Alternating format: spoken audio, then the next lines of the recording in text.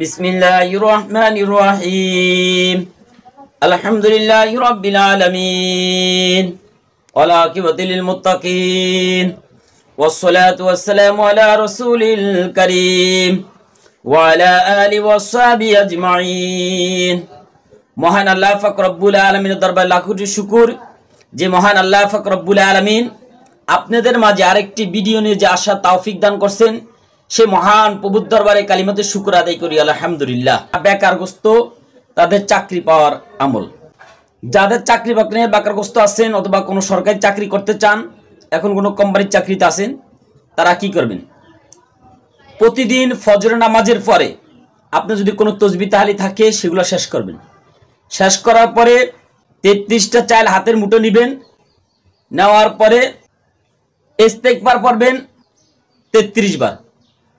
আস্তাগফিরুল্লাহাল্লাযী লা ইলাহা ইল্লা হুয়াল হাইয়ুল কাইয়্যুম ওয়া আতুবু ইলাইহি লা হাওলা ওয়ালা কুওয়াতা ইল্লা বিল্লাহিল আলিয়্যিল আযীম।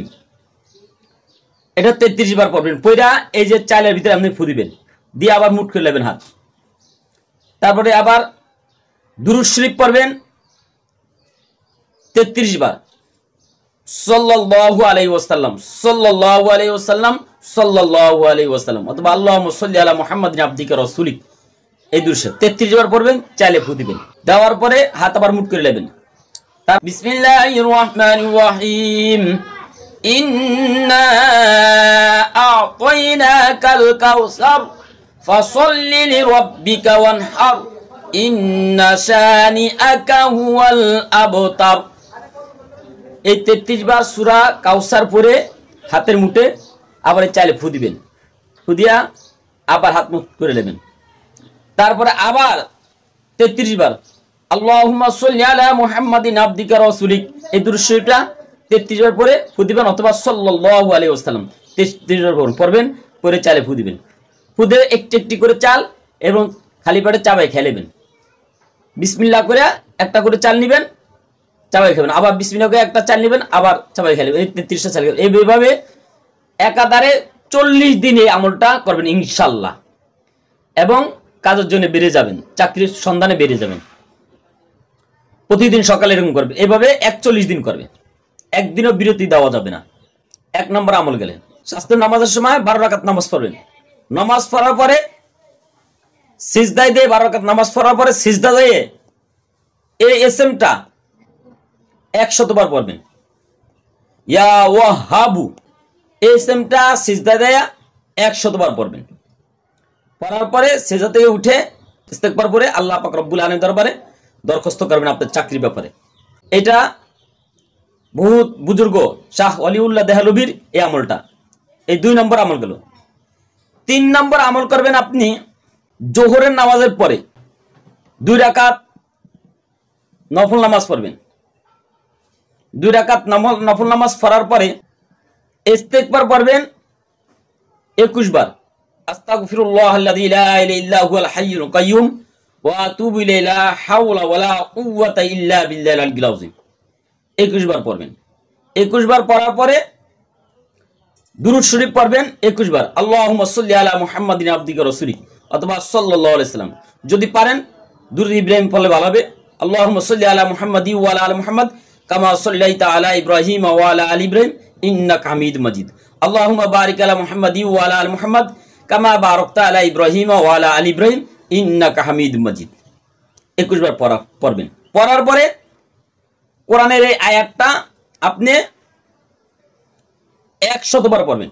রব্বি ইন্নী লিমা আনজালতা ইলাইয়া মিন খায়রিন ফাকির, রব্বি ইন্নী লিমা আনজালতা ইলাইয়া মিন খায়রিন ফাকির, রব্বি ইন্নী লিমা আনজালতা ইলাইয়া মিন খায়রিন ফাকির। এই আয়াতটা 100 বার পড়বেন। এই আয়াতটা 100 বার পড়ে দুরূদ শরীফ আবার 21 বার পড়ে মহান আল্লাহ পাক রব্বুল আলামিন দ্বারা আপনি কারণে বিনীত করবেন।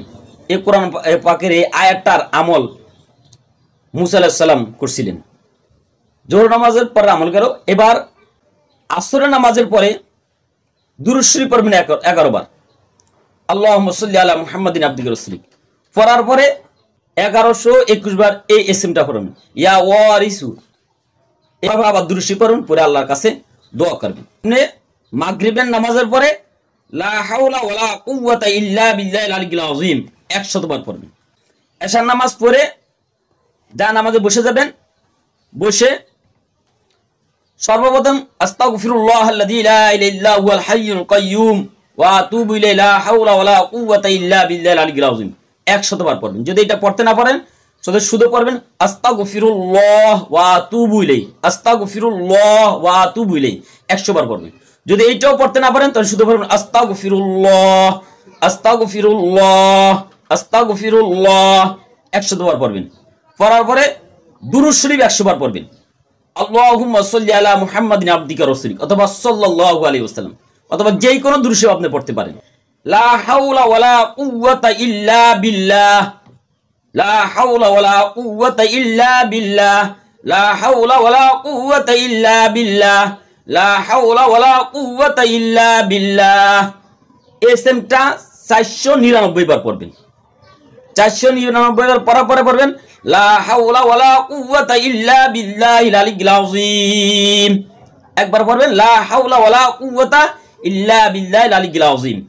পড়ার পরে আপনি আয়াতুল কুরসি পড়বেন 21 বার। বিসমিল্লাহির রহমানির রহিম। আল্লাহু লা ইলাহা ইল্লাহু আল হাইয়ুল কাইয়্যুম লা তাখুযুহু সিনাতুন ওয়া লা নাওম লাহু মা ফিস সামাওয়াতি মা ফিল আরদি মান যাল্লাযী ইয়াশফা'ু ইনদাহু ইল্লা বিইজনিহি ইয়া'লামু মা বাইনা আইদিহিম ওয়া মা খালফাহুম ওয়া লা ইউহীতুনা বিশাইইন মিন ইলমিহি ইল্লা বিমা শাআ ওয়াসি'a কুরসিয়ুস সামাওয়াতি ওয়াল আরদ ওয়া লা ইয়াউদুহু হিফযুহুমা ওয়া হুয়াল আলিয়্যুল আযীম 21 বার পড়বেন।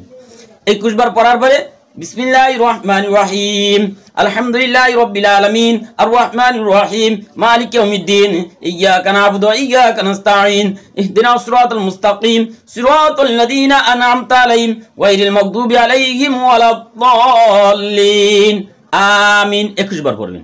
পড়ার বিসমিল্লাহির রহমানির রহিম কুল হুয়াল্লাহু আহাদ আল্লাহুস সামাদ লাম ইয়ালিদ ওয়া লাম ইউলাদ ওয়া লাম ইয়াকুল লাহু কুফুয়ান আহাদ 21 বার পড়বেন। পড়ার পরে আবার দুরূদ শরীফ 100 পড়বেন সাল্লাল্লাহু আলাইহি ওয়াসাল্লাম। পড়ার পরে মহান আল্লাহ পাক রব্বুল আলামিন দরবারে আপনি কান্দাকাটি করবেন। ঠিক আছে, কান্দাকাটি করবেন করে আল্লাহর কাছে আপনি যে চাকরির জন্য দরখাস্ত করবেন, আল্লাহ আমার বেকারত্ব দূর করে আমাকে চাকরির ব্যবস্থা করে দাও, এই আমলগুলো শেষ করবেন। রাত্রে যখন শুইতে যাবেন বিছানায়, তখন বিছানায় বসে অথবা শোয়া অবস্থায় আস্তাগফিরুল্লাহ আস্তাগফিরুল্লাহ আস্তাগফিরুল্লাহ আপনি 41 বার পড়বেন। এটাতে বেশি উত্তম হবে আস্তাগফিরুল্লাহ ওয়া আতুবু ইলাইহি, এটা পড়তে ভালো, সবচেয়ে ভালো। যদি এটা পড়তে না পারেন তাহলে শুধু আস্তাগফিরুল্লাহ এইটা 41 বার পড়লে চলবে ইস্তেগফারটা।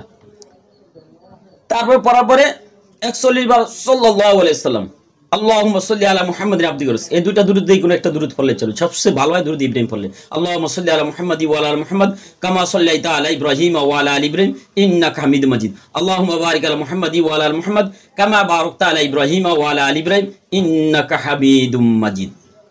ঠিক আছে, 41 বার পড়বেন। পড়ার পরে কোরআনের এই আয়াতের টুকরাটা পড়বেন 41 বার। বিসমিল্লাহির রহমানির রহিম।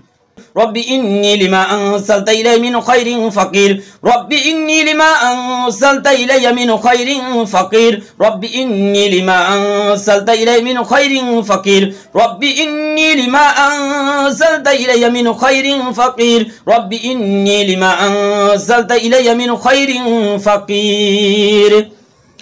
এই আয়াতটা 41 বার পড়বেন। পড়ার পরে আবার 41 বার দুরূদ শরীফ পড়বেন সাল্লাল্লাহু আলাইহি ওয়াসাল্লাম অথবা আল্লাহুম্মা সাল্লি আলা মুহাম্মাদ আবদিকা রাসূলিক।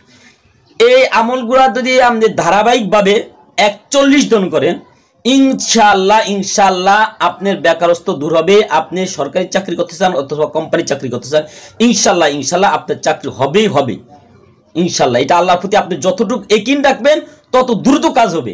আমরা অনেক সময় আমল করি, মানুষে অনেকে ইউটিউবে 5 বার 7 বার একদিনে চাকরি হবে, 2 দিনে চাকরি হবে, 1 সপ্তাহ চাকরি হবে, এগুলা ভিত্তিহীন। আপনি যত বেশি, যত গুড় তত মিঠা, যত কষ্ট করবেন তত আপনি ভালো সফল হতে পারবেন।